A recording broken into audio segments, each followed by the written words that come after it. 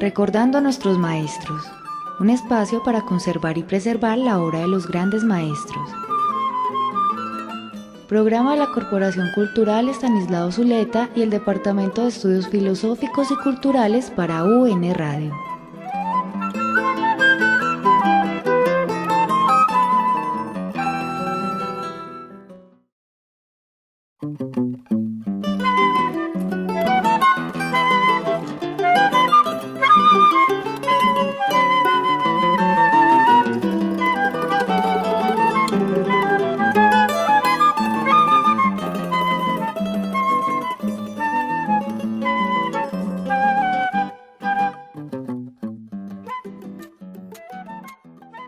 Bienvenidos los oyentes de UN Radio al programa Recordando a nuestros maestros, ciclo de homenaje a los 20 años del fallecimiento de Estanislao Zuleta. Hoy nos encontramos en la mesa Alejandro López, Carlos Mario González y Sandra Jaramillo, todos miembros de la Corporación Cultural Estanislao Zuleta, y Carlos Mario adicionalmente profesor del Departamento de Estudios Filosóficos y Culturales.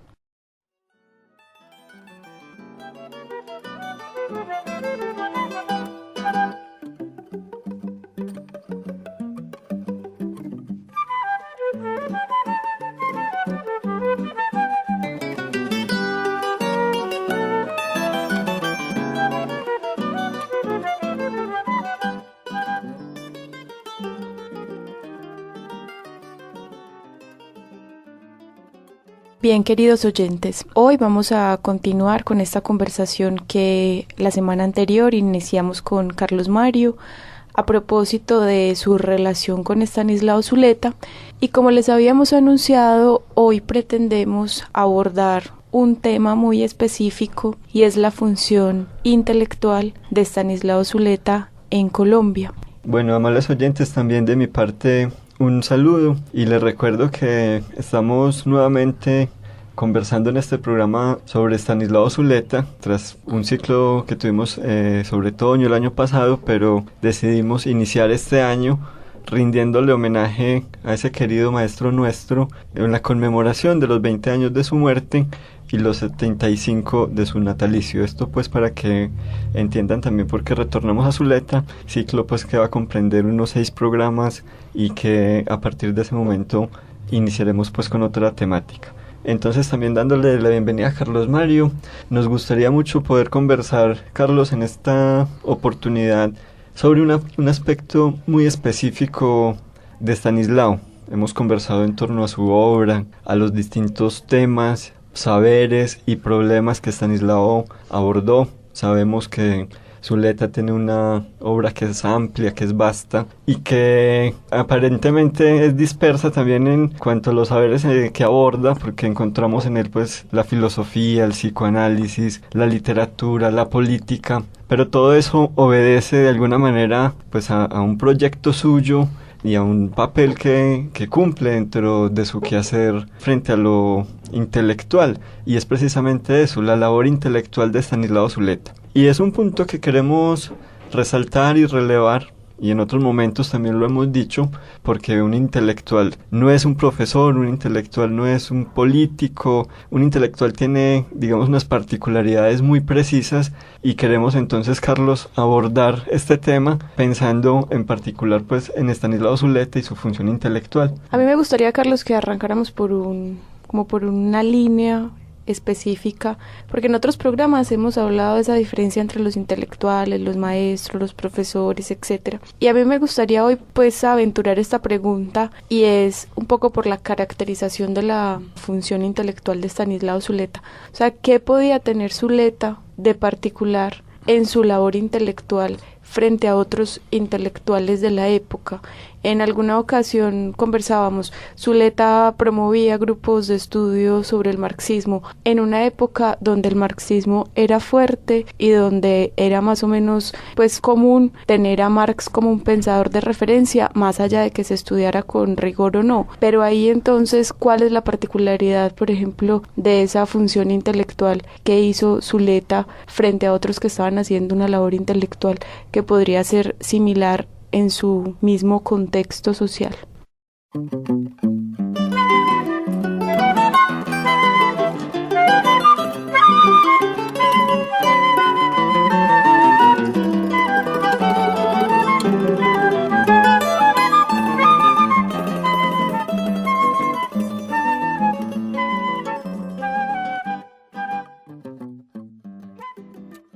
Esto tiene dos puntos que sería bueno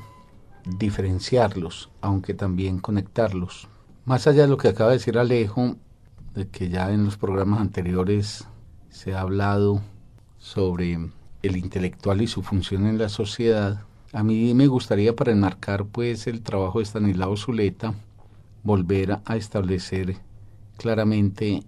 esas diferencias. Es que en general en la sociedad se suele pensar que intelectual es un hombre o una mujer que goza del atributo de la sabiduría o que desenvuelve su vida en general en función de las ideas. Y por eso se asocia siempre el intelectual,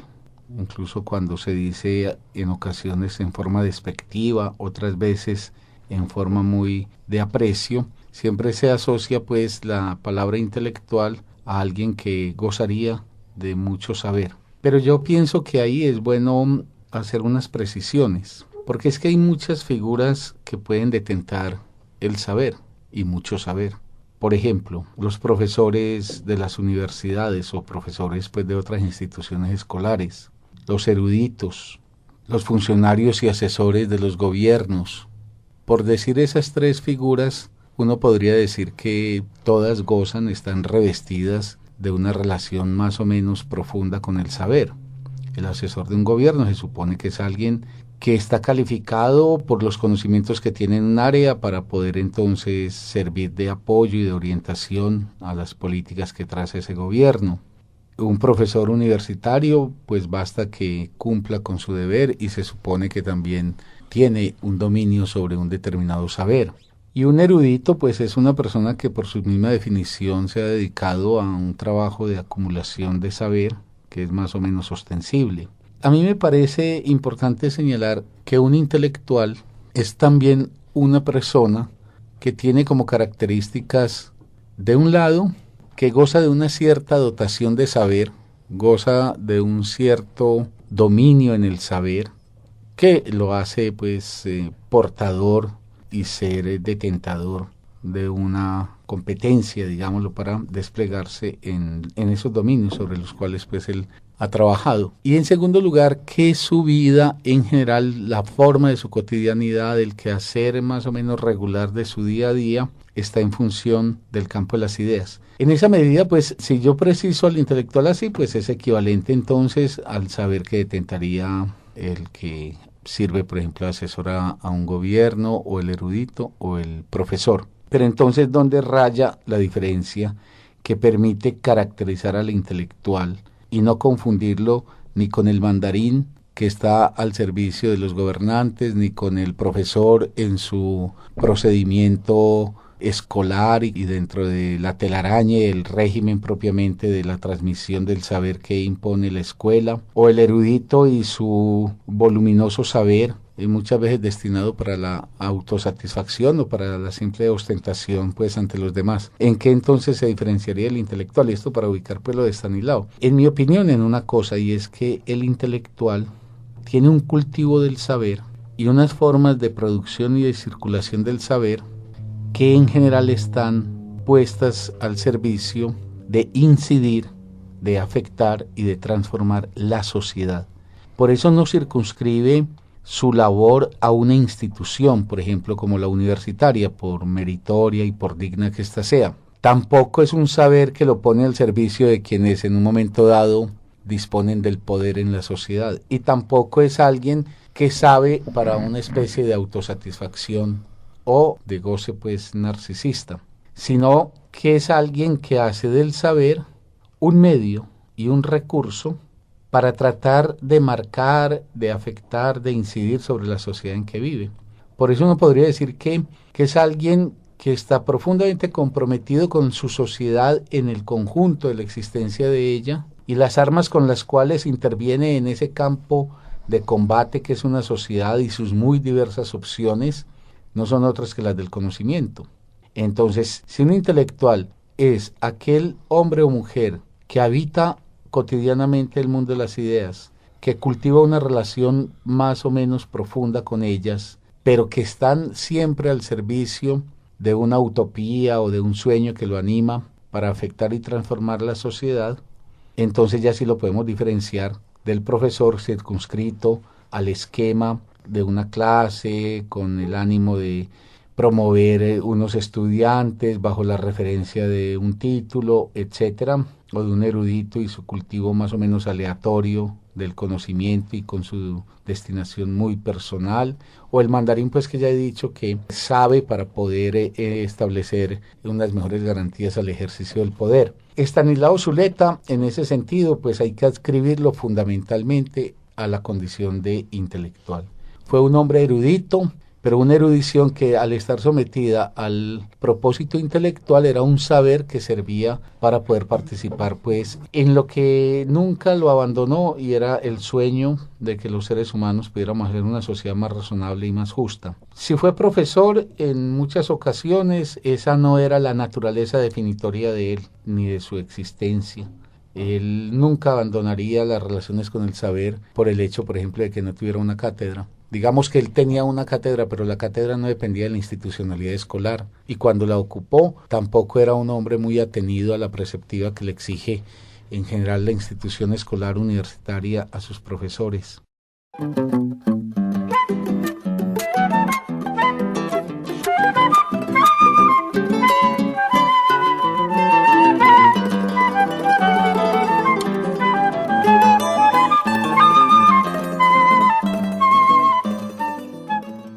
Pues bien, al señalar uno que el intelectual tiene más o menos esas características, entonces también está advirtiendo por qué la escasez de los intelectuales en una época como la actual, y por qué hay una mayor profusión de profesores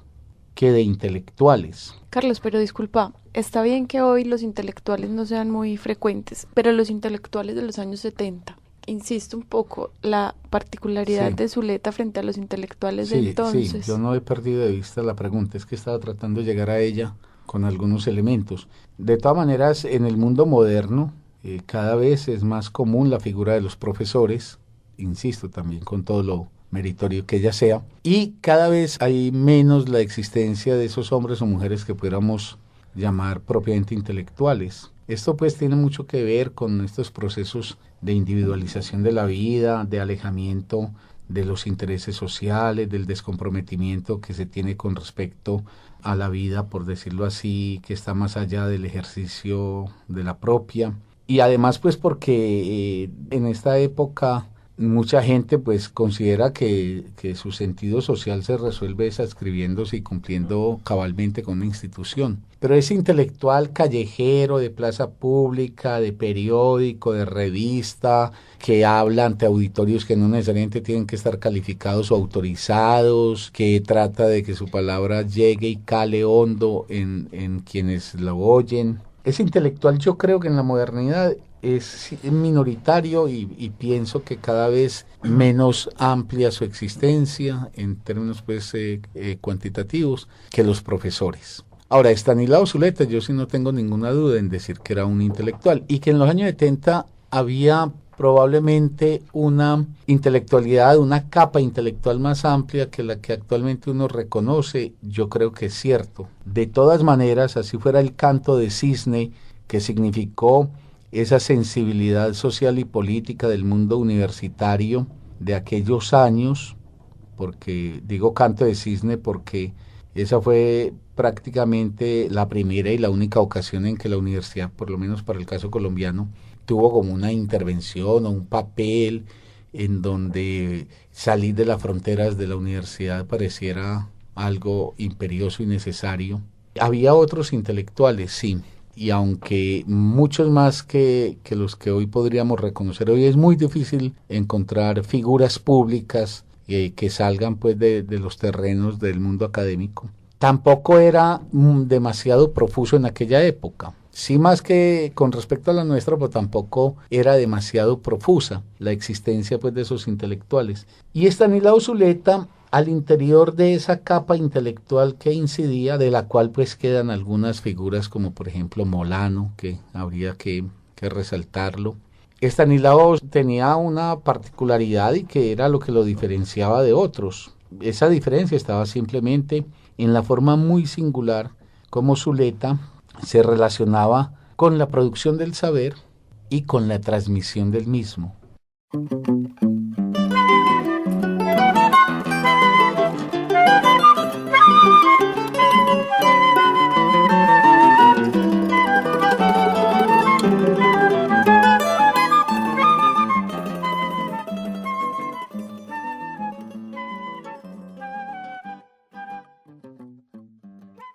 Bien, amables oyentes, estamos en el programa de homenaje a los 20 años del fallecimiento de Estanislao Zuleta, conversando con Carlos Mario González. La forma en que Zuleta se hacía al saber para hacer una producción con ese saber, destinado siempre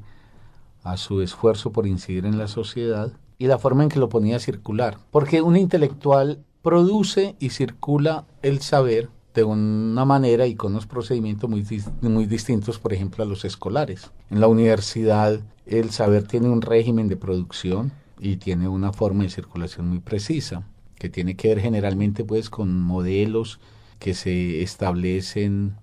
rígidamente, por ejemplo, modelos como la clase, como el examen, o la producción de saberes, entre la producción de una tesis de posgrado, o el ensayo para la revista de pares, etcétera. En cambio, la producción de saber de los intelectuales, y en este caso pues para referirme a Estanislao,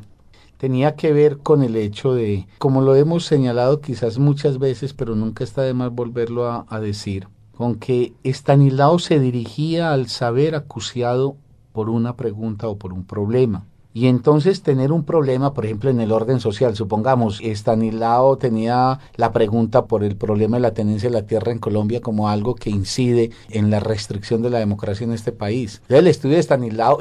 no se ponía a estudiar, por ejemplo, el problema agrario para dar una clase en la universidad, para que luego, mediante una evaluación, los estudiantes garantizaran que efectivamente estaban avalados ya por su competencia para proseguir en su currículum, sino que Estanislao trataba de entender ese problema que le parecía acuciante y urgente a efecto de poder incidir en los actores sociales que tuvieran que ver con dicho problema. Entonces él acudía a los saberes que fueran pertinentes y necesarios para poder encarar ese problema. Entonces podía ir a la historia para estudiar, por ejemplo, las formas de propiedad a lo largo de la historia del país. Podía ir, por ejemplo, a la política para señalar,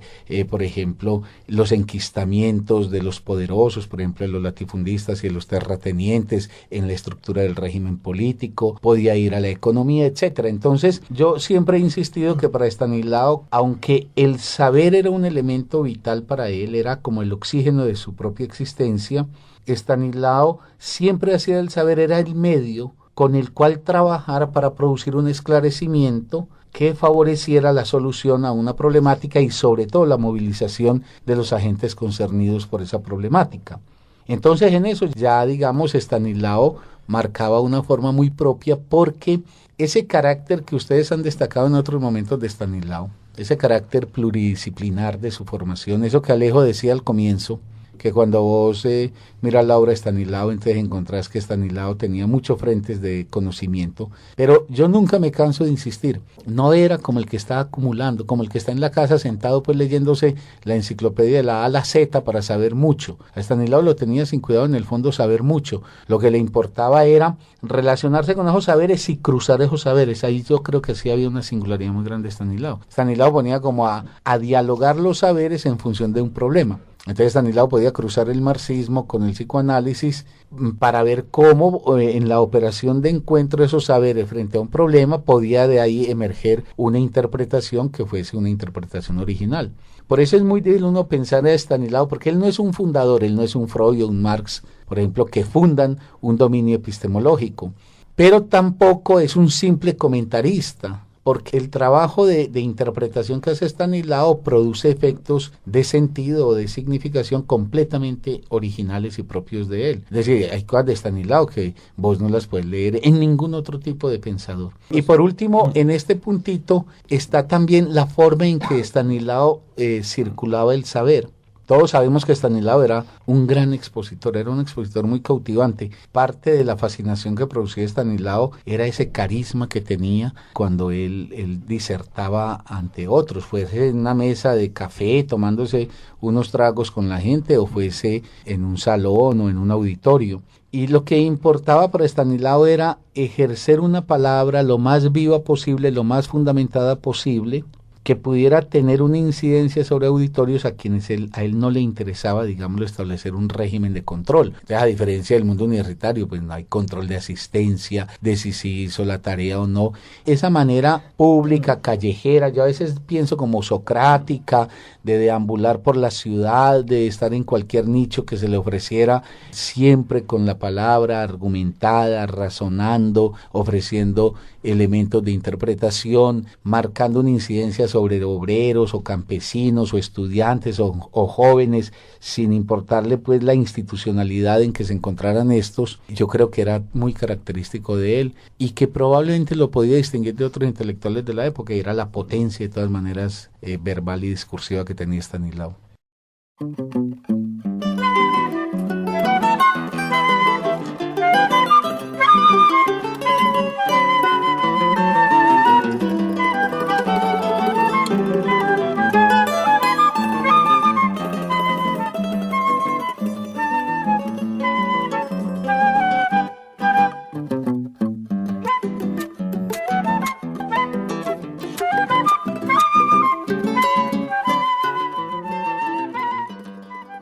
Entonces, pues en estos últimos minutos del programa, una pregunta que quiero que abordemos y reflexionar en este homenaje, y es porque hoy en día un joven que está viviendo en la primera década del siglo XXI un mundo distinto al que vivió y al que pensó y en el que actuó Estanislao Zuleta, va y lee los libros de Estanislao Zuleta y va a encontrar un pensador al que vale la pena estudiar, al que vale la pena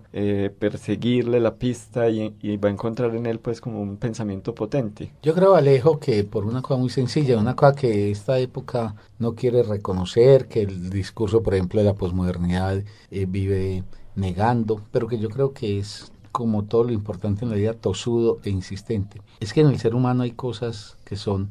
del orden de lo permanente. Nosotros le hacemos mucho culto a los cambios y a las transformaciones, y claro, eso existe y eso se da, pero en el ser humano hay cosas que son esenciales, y cuando digo esenciales es que son constituyentes de la posición del ser humano ante la vida. El ser humano tiene preguntas siempre de hondo calado a propósito del sentido de su existencia, a propósito del amor, de la muerte. Y Estanislao Zuleta fue un hombre que reflexionó siempre sobre lo que pudiéramos llamar lo esencial de la condición humana. Entonces, las reflexiones de Estanislao, por ejemplo, a través de la literatura, para pensar formas de la cotidianidad como la sexualidad o el amor o la mujer, están ahí palpitando igual de vivas que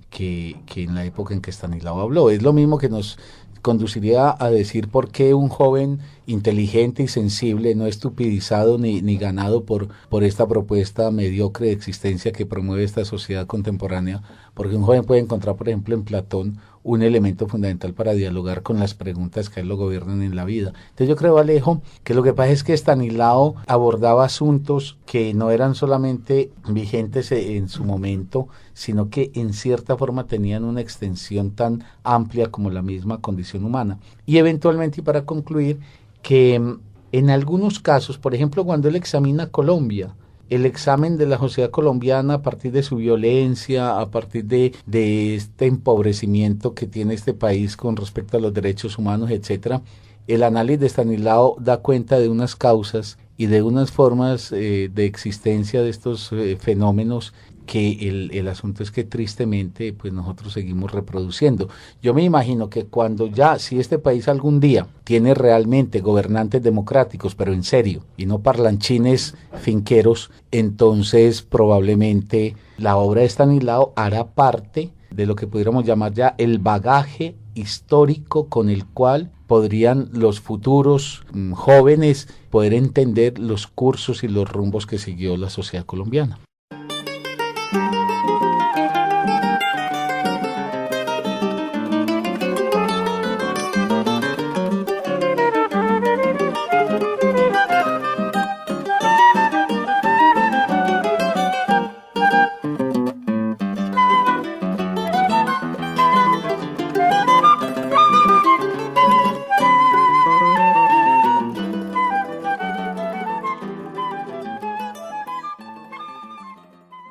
Carlos Mario, muchas gracias por tus palabras y a ustedes, amables oyentes, los invitamos a que nos sigan acompañando en la 100.4 del FM y en recordar a nuestros maestros los lunes a las 8:30 de la noche. La próxima semana tendremos un invitado muy especial, se trata de Alfredo Molano. Los invitamos entonces para que estén con nosotros. Hasta la próxima semana y sus comentarios y sugerencias pueden enviarlos al correo electrónico corposuleta@gmail.com.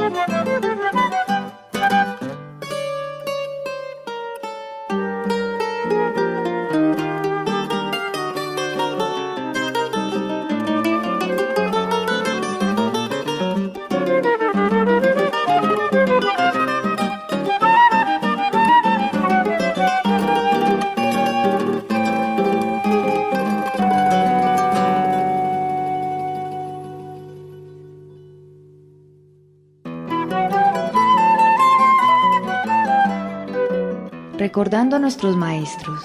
un espacio para conservar y preservar la obra de los grandes maestros. Programa de la Corporación Cultural Estanislao Zuleta y el Departamento de Estudios Filosóficos y Culturales para UN Radio.